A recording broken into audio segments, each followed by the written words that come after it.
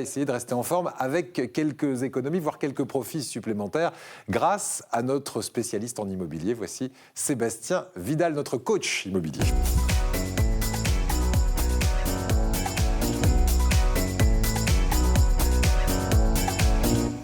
Et c'est la question du moment, Sébastien. Je rappelle que vous êtes le fondateur du site imoneo.com et que vous avez fait comme nous tous, vous avez regardé les infos et vous avez vu que la retraite était vraiment tout en haut de l'affiche en ce moment et tout le monde en parle.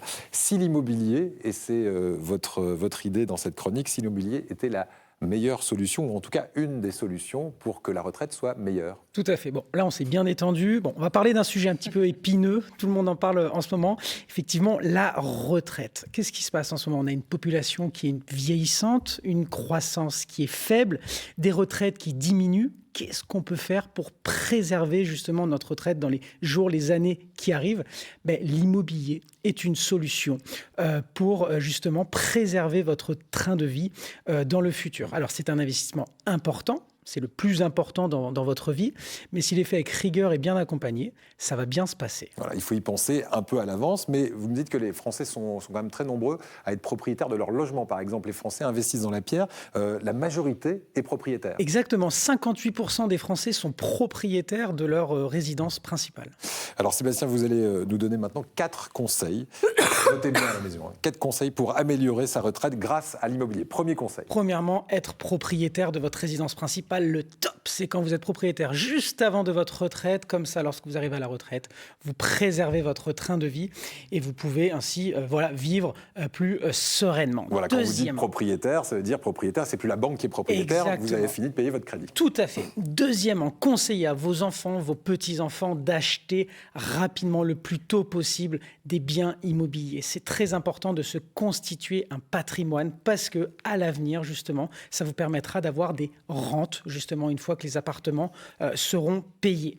Troisième conseil que je peux vous donner si vous êtes propriétaire d'un appartement et que vous êtes retraité et que vous avez besoin de combler cette retraite qui diminue, c'est ce qui se fait de plus en plus, c'est louer une pièce dans votre appartement. Ça peut vous rapporter quelques centaines d'euros chaque mois, surtout dans des grandes villes, Marseille, Paris. Ça se loue très très bien avec des étudiants, on en avait parlé. C'est ça. Et puis justement. Quand on est retraité, veuf par exemple ou veuve, ça permet d'avoir une présence à la maison et puis d'avoir un petit complément. Exactement. Et la quatrième que je vous propose, on connaît tous l'histoire de Jeanne Calment avec l'histoire du viager. Le viager de Jeanne Calment et son notaire. Cette fameuse histoire, mais effectivement, le viager permet aux propriétaires retraités de rester dans son appartement, de garder ses habitudes. Il bénéficie ainsi d'un bouquet, plus d'une rente mensuelle ou trimestrielle. Donc c'est une solution pour, quand vous êtes retraité, préserver votre train de vie. D'accord. Alors, si on est à la retraite, qu'on a déjà son bien propre dans lequel on vit et qu'on veut éventuellement investir, ok, j'ai compris, c'est une valeur refuge, l'immobilier, mais est-ce que c'est facile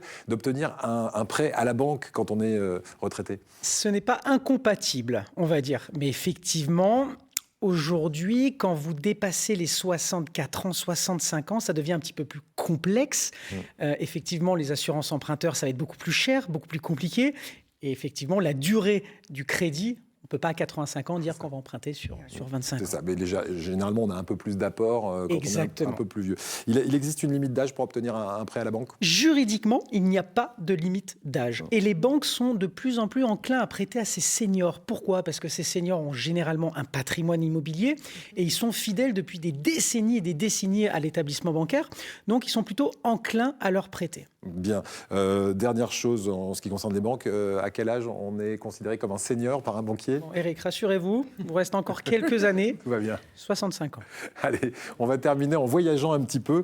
Ce matin, Sébastien, vous nous parlez de ces retraités qui investissent à l'étranger. Alors, on parle souvent du Portugal.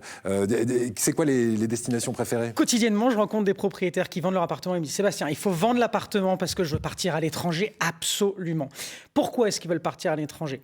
Pour le soleil, le gain fiscal, les conditions de vie. Le coût de la vie aussi. Et le gain en pouvoir d'achat, tout simplement. Donc, effectivement, les pays qui sont phares, le Portugal, entre 30 et 50 000 personnes sont Ça reste intéressant encore aujourd'hui pour un Français d'aller investir au Portugal? Ça reste encore intéressant aujourd'hui pour un Français de partir effectivement à l'étranger, de manière générale. La Floride cartonne également. Plus de 100 000 Français sont à l'étranger, dont un tiers de retraités. Le Maroc, 25 000. Et puis des zones un petit peu plus lointaines qui font rêver, la Thaïlande, le Brésil, le Sénégal, etc. Voilà. Mais alors pour le coût de la vie, la Thaïlande a préféré par rapport à la Floride, hein, j'imagine, parce que ça ne doit pas être tout à fait le même niveau de vie. Merci beaucoup Sébastien. Rien d'autre à rajouter? L'immobilier reste une valeur sûre, mais soyez bien accompagnés, c'est la base. Voilà, on se fait accompagner notamment par un coach comme Sébastien. Merci beaucoup.